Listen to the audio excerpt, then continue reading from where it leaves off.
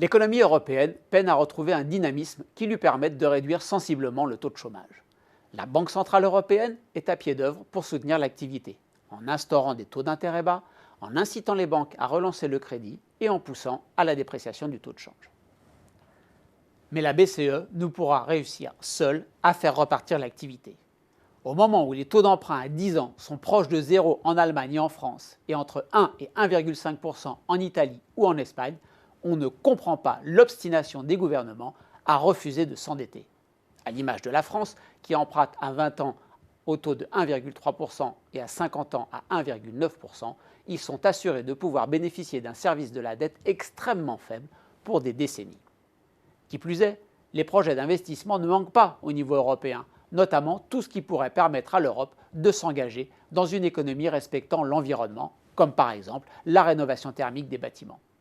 3 idées ont vu le jour pour assurer les capitaux nécessaires à un investissement écologique aux effets de relance macroéconomique de court terme et écologique de moyen long terme.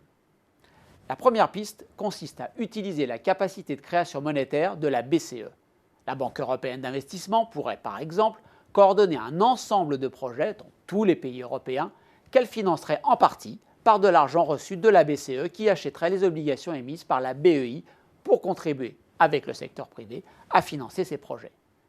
On serait certain que la politique monétaire serait ainsi mise directement au service de l'économie de la zone. Mais l'Allemagne semble un farouche opposant de cette création monétaire et il y a peu de chances qu'elle voie le jour. Une autre façon de faire, avancée par exemple par l'économiste Michel Aglietta, consiste à s'appuyer sur les acteurs financiers privés. L'Union commencerait par créer un fonds vert européen. Les États lui apporteraient sa garantie en le dotant en capital. Sur cette base, il émettrait des obligations auprès des investisseurs institutionnels, compagnies d'assurance, fonds de pension, etc., et utiliserait ces ressources pour financer des projets porteurs d'une transition vers une économie bas carbone, soit directement auprès des entreprises, soit en finançant des intermédiaires, Banque européenne d'investissement, fonds de private equity, etc., qui investiraient dans les projets qu'ils auront sélectionnés. Enfin, dernière piste, les États pourraient profiter des bas taux d'intérêt pour émettre spécifiquement des obligations vertes, c'est-à-dire des emprunts d'État dédiés uniquement au financement de projets permettant une réduction des émissions de carbone et de méthane. Selon le journal Les Échos, le gouvernement français plancherait sur un tel projet et la Chine et le Royaume-Uni seraient assez tentés de se lancer afin de prendre le leadership de ce marché. L'agence France Trésor, qui gère la dette française, ne semble pas emballée, car le principe d'universalité du budget fait que ces ressources ne peuvent être affectées à un usage précis. Un moyen de tourner le problème pourrait constituer à émettre des obligations dont le taux d'intérêt serait indexé sur la décarbonation de l'économie, plus faible en cas de transition effective, plus élevé sinon.